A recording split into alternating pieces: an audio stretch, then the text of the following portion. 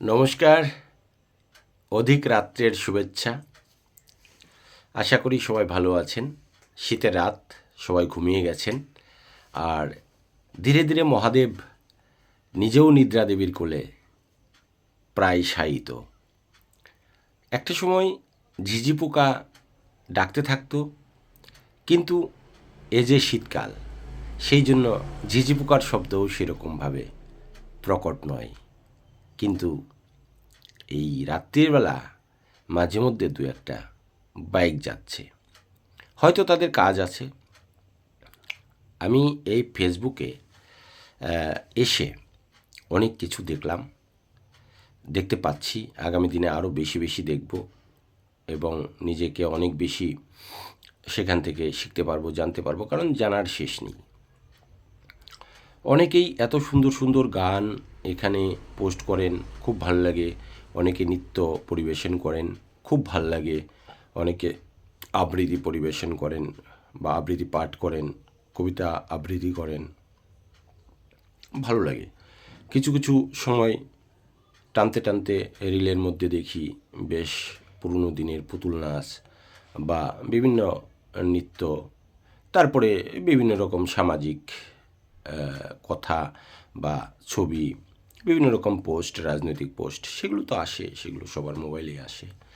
তো যাই হোক, আমি যারা সামাজিক সংস্কৃতিটা, অর্থাৎ বাংলার ঐতিহ্য সংস্কৃতি এইসব বহন করে চলছেন, তাদেরকে শ্রদ্ধা জ্ঞাপন করছি। তারা আরও বেশি করে পরিবেশন করবেন। বিভিন্ন পেজ রয়েছে, সেখানে নিশ্চিতভাবে শেয়ার করবেন, তাহলে বহুল মানুষ সেটাকে আস্বাদন করতে পারবে বা সেখান থেকে কিছু জানতে পারবে, শিখতে পারবে, অনুপ্রাণিত হতে পারবে।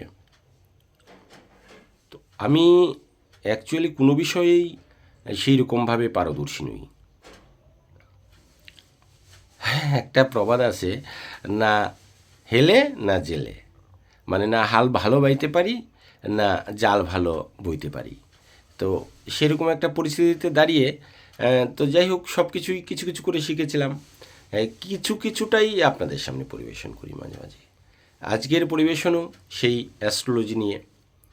বিভিন্ন সময় প্রকৃতি নিয়ে কথা বলি, বিভিন্ন ধরনের কথা বলি, বিভিন্ন কিছু নিয়ে কথা বলি, সমাজ নিয়ে কথা বলি। যখন যেটা মন চাই সেটা নিয়ে কথা বলি। ওই যে বললাম, অল্প বিদ্যা, আমার সেরকম বিদ্যা নেই, বুদ্ধি নেই, জ্ঞান নেই। কাজেই আমি আমার মতো করে যেটুকুন পারি সেইটুকুন আপনাদের সামনে পরিবেশন করি। আর জানি না, আমার এই থুবড়াটাও তো সেরকম বেশি সুন্দর নয়। তারপরেই দেখুন, এই যে দেখতে পাচ্ছেন তো, বয়সটা কম হয়নি, সেই জন্য এটা দেখালাম। আর শীতের মধ্যে তো এটা কাটতে ইচ্ছা করে না। তো যাই হোক, অ্যাস্ট্রোলজি নিয়ে যে কথাটা বলতে চাইছিলাম, আপনারা কি শুনছেন কেউ? মানে ধৈর্য ধরছেন? মানে শুনবেন কথাগুলো? আচ্ছা, ঠিক আছে, দেরি করবো না আর। তো ওই যে বলছিলাম যে গতকাল একটা পোস্ট করেছিলাম, দেখেছিলেন, যে 34+ কিন্তু বিয়ে হচ্ছে না, উনি এখন কি করবেন সেই বিষয়ে আমাকে জানতে চেয়েছিলেন। আর গতকালই বলে রেখেছিলাম যে অনেকেই পোস্ট করছেন যে দাদা, আপনি অ্যাস্ট্রোলজির করেন, আমরা জানি, আমরা শুনেছি বিভিন্ন মাধ্যমে বা লোকের মুখে, এরকম করে অনেকেই লিখে আর কি। তো জানি না কীভাবে, কার কাছ থেকে শুনেছে, কীভাবে জেনেছে। তবে আমার ফেসবুকে লেখা আছে, অ্যাস্ট্রোলজিটা আমি খুব ভালোবাসি। তো সন্তানহীনতায় ভুগছে, সেটার থেকে কি করে সন্তানের মা হতে পারবেন, এরকম একটা প্রশ্ন এক বোন আমাকে করেছেন। তো যাই হোক, আমি বলবো অ্যাকচুয়ালি আজকের যে বিজ্ঞান, আজকের যে দিন, এই দিনে না, আমি লক্ষ্য করছি, আপনারাও লক্ষ্য করছেন, সন্তানহীনতা ঠিক বলা যাবে না, মানে সন্তান হতে গিয়ে সমস্যা, এরকম সংখ্যা কিন্তু দিন দিন বৃদ্ধি পাচ্ছে। সেটা যে কারণেই হোক, ডাক্তারের কাছে গিয়েও দেখবেন যে গাইনি ডাক্তারের কাছে পেশেন্ট প্রচুর বেড়ে গেছে। কারণ অনেকেই অনেক সমস্যা নিয়ে যাচ্ছে, গাইনি সমস্যা নিয়ে যাচ্ছে। হ্যাঁ, মানে সমস্যার তো শেষ নেই, শরীর থাকলে সমস্যা আসবেই, শরীর থাকলে অসুখ হবেই। কারণ আমরা যেহেতু ভেজালের উপর চলছি, ভেজাল জিনিসপত্র খাচ্ছি, ভেজাল ওষুধপত্র খাচ্ছি, ভেজাল কথাবার্তা বলছি, তো কাজেই আমাদের নিজেদেরই ঠিক নেই, ঘুমানোর সময় সীমা ঠিক নেই। তারপরে আমাদের ঘুম থেকে ওঠার সময়সীমা ঠিক নেই, তারপরে কাজের কর্মের ঠিক নেই। তো কাজেই ঠিক নেই যে কথাটি বলছি সেটাই তো বেশি, যেটাই বলি সেটাই ঠিক নেই। আপনি ঠিক সময় ঘুম থেকে ওঠেন? না, ঠিক সময় উঠি না। কটায় ওঠার কথা? 5:30, 6টা, 7টা, 8টা। সময় মতো খান? সময় মতো টাইমলি টাইম খাই মাঝে মাঝে, কিন্তু সেরকমভাবে খাওয়া হয় না। আপনি জল খান ঠিক মতো? জল পান করেন? না, জলটা কম খাওয়া হয়। তাহলে আপনি এমনি ফাস্ট ফুড খান না তো? না, মানে ফাস্ট ফুডটা খাওয়া হয় মাঝে মধ্যে। আচ্ছা, আপনি প্যাকেট বন্দি যে সমস্ত আহ, খাবার সেগুলো বেশি খান না তো? না, সেটাও মাঝে মাঝে খাওয়া হয়ে যাচ্ছে দাদা। ইচ্ছা আপনি তাহলে পরে পনির বা দুগ্ধজাতীয় যে সমস্ত ফ্যাটি খাবারগুলো বা বড় মাছ, আহ, মানে কি বলবো, রেড মিট, এগুলো বেশি খাচ্ছেন না তো? এই দাদা, হয়ে যাচ্ছে এগুলো খাওয়া। হ্যাঁ, আসলে লোভ সামলাতে পারি না তো, তাই এগুলো খেয়ে ফেলছি আর কি, মাঝে মাঝে খাওয়া হয়ে যাচ্ছে। আচ্ছা, তাহলে আপনি ঠিকমতো ঘুমাতে যাচ্ছেন তো? না, না, না, আসলে এটাও হচ্ছে না। কারণ ওই মোবাইলে বন্ধুবান্ধবদের SMS আসে, তারপরে অফিস আদালতের চাপ আছে, নিজস্ব কিছু ব্যক্তিগত কাজ আছে, এই সমস্ত কিছু মিলে না একটু রাত্রিটা বেশি হয়ে যায়। হ্যাঁ, আর সোশ্যাল মিডিয়ায় অ্যাক্টিভ থাকতে হয়, কারণ কে কে অ্যাক্টিভ থাকে সেটাও দেখতে হয়। কে কী লিখছে সেটা দেখতে হয়। আসলে না, আমাদের এটা মন তো, কমেন্টসগুলো দেখি। হ্যাঁ, সেরকম আমি পোস্ট করি না, কিন্তু মাঝে মাঝে দেখি আমি। ও আচ্ছা, তাহলে মানে সব কিছুই নেগেটিভ। তাহলে এই ক্ষেত্রেও নেগেটিভ, যে সন্তানের মা হতে পারছেন না। তো এতগুলো যাদের নেগেটিভ দিক থাকবে তাদের তো একটু সমস্যা হবেই। তো কাজে এই সমস্যা থেকে মুক্তি পেতে হবে। এই যে জিনিসগুলো রয়েছে সেগুলো জিনিস থেকে দূরে থাকতে হবে। একদম মানে সুন্দর সুস্থ জীবনযাপন করার যে একটা কৌশল, যে প্রক্রিয়া, যে পথ, সেই পথ অবলম্বন করতে হবে। তবে আমরা আজকের এই মানে যে পরিস্থিতির মধ্য দিয়ে আমাদের সমাজ ব্যবস্থা বা আমাদের খাদ্য প্রক্রিয়া, জীবন জীবিকা, তারপরে আবহাওয়া, পরিবেশ পরিস্থিতি, এই সব কিছুর মধ্য দিয়ে আমাদেরকে সুস্থ থাকতে গেলে একটু কিন্তু নিজেকে কন্ট্রোল করতে হবে। তো সেই কন্ট্রোলটা করাটাই হচ্ছে আমাদের কাছে খুব বিরক্তির ব্যাপার। আর যখন আমরা সমস্যায় পড়ে যাই তখন সেখান থেকে পরিত্রাণ পাওয়ার জন্য ইমোশনালি অনেক কিছুই করার চেষ্টা করি। হোমিওপ্যাথি যাই, কবিরাজি করি, অ্যালোপ্যাথি যাই, এই এই কোথায় যাই না যাই, কি করি না করি, অ্যাস্ট্রোলজারের কাছে যাই, তাবিজ কবজ নেই, ঝাড়ফুঁক করি, মানে কি না করি সব বিশ্বাস করি, ভগবানের কাছে যাই, মানত করি, যে এই মন্দিরে যাই, ও মন্দিরে যাই, এখানে যাই, সেখানে যাই, যেখানেই যাই যে যা বলে সব শুনি। কিন্তু বাবা মা যখন বলতেন, বড়রা যখন বলতেন জীবনযাপনটা ঠিক কর বাবা, এটা করিস না, ওটা করিস না, টাইমে টাইম জল খা, জলটা বেশি খাস, হ্যাঁ, সময় মতো খাওয়া খা, ফাস্ট ফুড খাস না, হ্যাঁ, শুনেন নাই সেগুলো। বড়দের কথা না শুনলে তো একটু সমস্যা হবেই।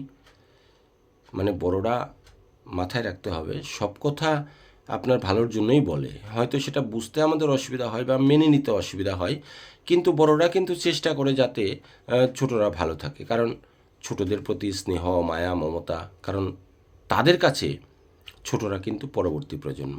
প্রত্যেকেই চায় আমার প্রজন্ম দীর্ঘজীবী হোক, আমার প্রজন্ম অনেক সুস্থ থাকুক, ভালো থাকুক। এই যে বাবা মা রাতের পর রাত, দিনের পর দিন, সবাই তো আর টেবিলের নিচ দিয়ে কামাই করে না, সবাই তো আর আলাদা আলাদা মানে ওই যে যেসব ব্যবসা করে লোকে, মানে বেশি টাকা, 4 গুণ 5 গুণ টাকা যেখানটায় হয়, সেই ব্যবসা তো আর সবাই করে না। কিছু কিছু বাবা মা আছেন যারা খুব খুব সততার সাথে বিজনেস করে, মিনিমাম একটা লভ্যাংশের জন্য, লভ্যাংশ নিয়ে পরিশ্রম বেশি করেন। হ্যাঁ, তা তারা তো ভালোর জন্যই চেষ্টা করেন না, যাতে সন্তান সুখে থাকে। তাতে দেখেন, মা হতে না পারাটা, এটা কিন্তু আমি কখনোই শুধু মায়েদের দোষ দেব না, মেয়েদের দোষ দেব না, এক্ষেত্রে আমাদের ছেলেদের প্রচুর দোষ থাকে, ছেলেদেরও প্রচুর দোষ থাকে। আমরা ধূমপান করি, তারপরে এই যে বিভিন্ন রকম অ্যালকোহল, গুটখা ফুটকা, পান, অতিরিক্ত চা, হ্যাঁ, তারপরে এই যে রাত জাগা, এটা কিন্তু ছেলেদের মধ্যে আরও বেশি প্রবণতা। মেয়েদেরও আছে, ছেলেদেরও আছে, দোষী সবাই। মা হতে না পারার জন্য শুধু মারা দায়ী নয়, মা হতে না পারার জন্য বাবারাও দায়ী, মানে তার স্বামী এবং স্ত্রী দুজনেই দায়ী। এবং দায়ী সেটা সময়ও হতে পারে, সময়টাও একটা ফ্যাক্টর। কারণ হয়তো সেই সময়ে যখন যেটা প্রয়োজন তখন সেটা হয়নি, যখন যেটা করণীয় তখন সেটা করা হয়নি, এটা হতে পারে, মেবি অর নট মেবি।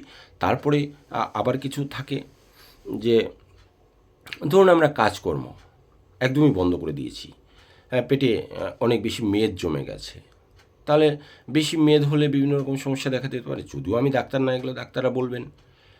শরীরে ট্রিটমেন্ট করতে হবে, আপনাকে বিভিন্ন পরীক্ষা নিরীক্ষা করতে হবে, দেখতে হবে কী সমস্যা। ডিম্বাণু শুক্রাণুর ব্যাপার থাকে, সেগুলো সব ডাক্তাররা বলতে পারবেন। বিভিন্ন হরমোনাল ব্যাপার থাকে, সেটা ডাক্তাররা বলতে পারবেন।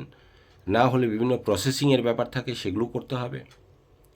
তো এবার ঘটনা হয়েছে যে আমি আপনার জন্য কী করতে পারি, আমি আপনাকে কিছু পরামর্শ দেবো, অবশ্যই দেবো। সেটা আধ্যাত্মিক পরামর্শ দেবো, ঈশ্বরের ওপর ভরসা রাখতে হবে। আর যে কথাগুলো বললাম সেগুলো আপনাকে করতে হবে। আর আমি তো বললাম যে আমি তো সব কিছু জানি না, আমাকে হাতের রেখা দেখে বলতে হবে যে সন্তান যোগ আছে কি না। আর সন্তান যুগের পাশাপাশি কিছু ক্রাইটেরিয়া থাকে, যেগুলো আগেকার দিনের দিদিমা বা বড় মা, জেঠিমা, যারা সমাজের বয়স্করা ছিলেন, তারা বলতেন যে কী পরিস্থিতিতে কী করতে হয়।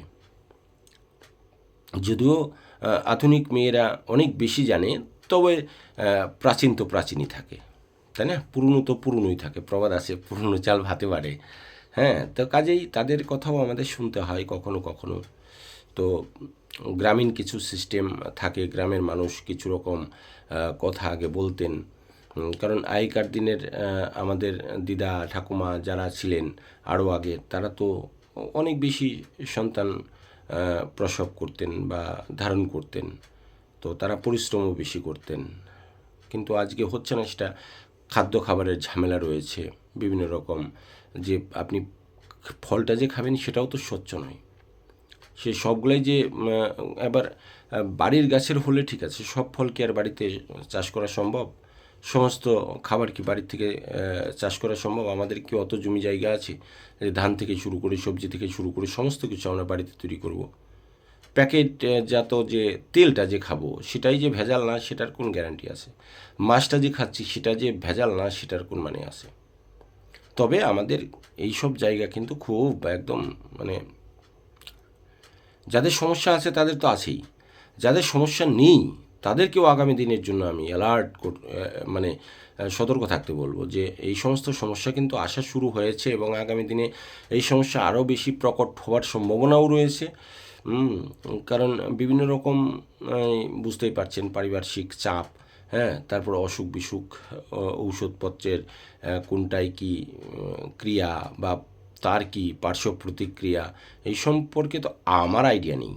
হ্যাঁ, তো সেটা ডাক্তারবাবুরাও বা কতটা এখন আর সময় দেন পেশেন্টকে, কতটাই বা জিজ্ঞেস করেন, কতটাই বা খোঁজখবর রাখেন, আর রাখবেনই বা কী করে?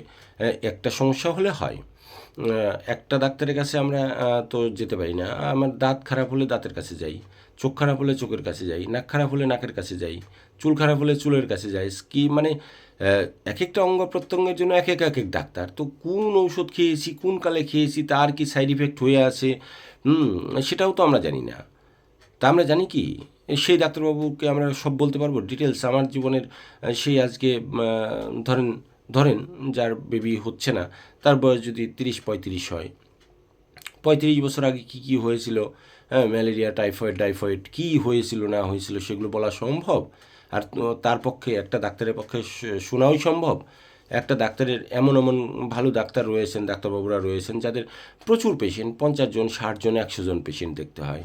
কী করে তারা দেখবেন? তারপরে তাদের চাকরি করতে হয়, তারপরে বিভিন্ন নার্সিংহোম সামলাতে হয়, তারপরে তাদেরও তো বাড়িঘর আছে, তাদেরও তো একটা জীবন আছে, তাই না? তো কাজেই আমাদেরকে কিভাবে তারা রক্ষা করবেন? রক্ষা নিজেকে করতে হবে। আমাদের রক্ষা একমাত্র ভগবান করবেন। আর আমরা যদি সচেতন না হই, প্রত্যেকটা নাগরিক, প্রত্যেকটা মানুষ যদি দেশকে ভালো না বাসি, পৃথিবীকে ভালো না বাসি, তাহলে এই আজকে আপনার সমস্যা, কালকে আমার সমস্যা, পরশু তার সমস্যা, তার পরশু তার সমস্যা হবেই। কারণ পৃথিবীকে অনেক বেশি নির্মল বানাতে হবে, সবুজ বানাতে হবে, সুস্থ বানাতে হবে। পৃথিবীটাকেই অসুস্থ বানিয়ে ফেলছি আমরা। আর নিজে সুস্থ থাকবো এটা ভাবা যায়? আমি যেখানে বসবাস করছি সেই জায়গাটাকে নোংরা করে রাখলে আমি নিজে পরিষ্কার থাকতে পারবো? এটা হয় নাকি কখনো? কৃত্রিমভাবে কতটা সম্ভব? কাজেই প্রকৃতির প্রতি সবার আগে দরদ দিতে হবে, মায়া দিতে হবে, ভালোবাসা দিতে হবে, প্রকৃতিকে শ্রদ্ধা করতে হবে। আবার নতুন করে পৃথিবীকে সবুজের শ্যামলা, শস্য শ্যামলা সেই করে তুলতে হবে। মাটি আর মাটি আছে, মাটির মধ্যে এই যে প্লাস্টিক ভরে ভরে ভরে ভরে মাটিকে কি করে ফেলছি আমরা? মাটির উর্বরা শক্তি হারিয়ে ফেলছে, মাটি তার নিজস্ব ক্ষমতা হারিয়ে ফেলছে। কী করে ফসল দেবে? এত সার, এত বিষ, এইসব কী করে সহ্য করবে ধরিত্রী, তাই না? তো সব জিনিসেরই তো একটা ধারণ ক্ষমতা থাকে। সেই ধারণ ক্ষমতা এক্সেস হয়ে গেলে তখন কি করে সম্ভব? তো যাই হোক, অনেক বেশি সময় ধরে কথাটা বলে ফেলছি। তো যাই হোক, আপনার সমস্যাটা আমি দেখছি। আর আপনি ডাক্তারের পরামর্শ নিন, ডাক্তারের কাছে যান। আর আপনাদের স্বামী স্ত্রী দুজনেরই কাউন্সিলিং দরকার। আমি বলবো যে আপনি যেখানটায় অবস্থান করছেন আপনাদের আর একটু রিল্যাক্স হওয়া দরকার। কারণ আপনারা হয়তো মাথার মধ্যে খুব চাপ নিয়ে নিয়েছেন। এই সন্তান এই একটা ব্যাপার আপনাদের মাথায় বেশি করে ঢুকে গেছে। ফলে এই টেনশনের মধ্যে থাকলে কিন্তু যে কাজটা হয়ে যাওয়ার কথা সে কাজটাও হয় না অনেক সময়। সেই জন্য রিল্যাক্স থাকতে হবে, রিল্যাক্স মোডে থাকতে হবে। প্রয়োজন হলে আপনারা অন্য কোনো জায়গায় গিয়ে কিছুদিন থেকে আসুন। আত্মীয় স্বজনের বাড়িতে ভালো না লাগলে আপনারা কোনো জায়গায় ভ্রমণ করে আসুন। কারণ ভ্রমণের প্রয়োজন রয়েছে, রিল্যাক্সের প্রয়োজন রয়েছে। রিল্যাক্স দুজনে একদম মুড ফ্রেশ করুন। সবার আগে মুড ফ্রেশ, টেনশন বন্ধ করুন। ব্যবসা বাণিজ্য থাকলে সেগুলোকে ফেলে রেখে দিন, কারণ সবার আগে আমাদের প্রজন্ম দরকার। তো কাজেই এটা যখন আমাদের সবার আগে দরকার, এটাই যখন এখনই প্রয়োজন হয়ে পড়েছে, কাজেই একটা জিনিস বাদ গেলেও রিল্যাক্স কিন্তু সবার আগে দরকার। রিল্যাক্স করতে গেলে আপনাকে একদম ফ্রেশ মুড, বিছানাটা সুন্দর রাখুন, গুছিয়ে রাখুন, দুইজনে একদম ফ্রেশ মাইন্ড রাখুন, ভালো গল্প করুন, ভালো গল্পের বই পড়ুন, দুইজনের প্রতি আরও বেশি সহানুভূতিশীল হন, আরও বেশি প্রেমিক এবং প্রেমিকা হয়ে উঠুন। দুইজনের মধ্যে একটু বাইকে করে ঘুরে আসুন বা প্রাইভেট কারে করে এদিক সেদিক প্রতিদিন ঘুরুন, মাইন্ডটাকে ফ্রেশ করুন। প্রয়োজনে পাহাড়ে ঘুরতে যান বা পর্বতে ঘুরতে যান, যেখানে মন চায়, নদীতে ঘুরতে যান, সমুদ্রে ঘুরতে যান, হ্যাঁ, তীর্থস্থান ঘুরতে যান, যেখানে ভালো লাগে। কয়টা দিন আমি বলবো, আর কয়টা দিন একটু জলবায়ু পরিবর্তন করেন। বিশেষ করে মানে একটা সময় থাকে মেয়েদের যে 10 তারিখের পর থেকে 12, 14, 16, 18, 20 কটা দিন আমি একসাথেই থাকতে বলবো, এবং সেটা যেন মাইন্ড ফ্রেশ হয়। এবং যে জায়গায় দীর্ঘদিন থেকে আছেন আমি বলবো জায়গাটাকে একটু পরিবর্তন করুন। কারণ অনেক সময় বাস্তু সমস্যা কিছু থাকে, সেই সমস্যার জন্য অনেক সময় হতে পারে, মেবি অর নট মেবি, আমি কোনো গ্যারান্টি দিচ্ছি না। আর তাছাড়া আমি তো আপনার সম্পর্কে বিস্তারিতটা জানি না, আপনি যে বিস্তারিতটা বলুন, আমি তারপরে আরও কিছু টিপস দেওয়ার চেষ্টা করব। এবারের জন্য আমি বিদায় নিচ্ছি। ভালো থাকবেন, সুস্থ থাকবেন, আবার দেখা হবে।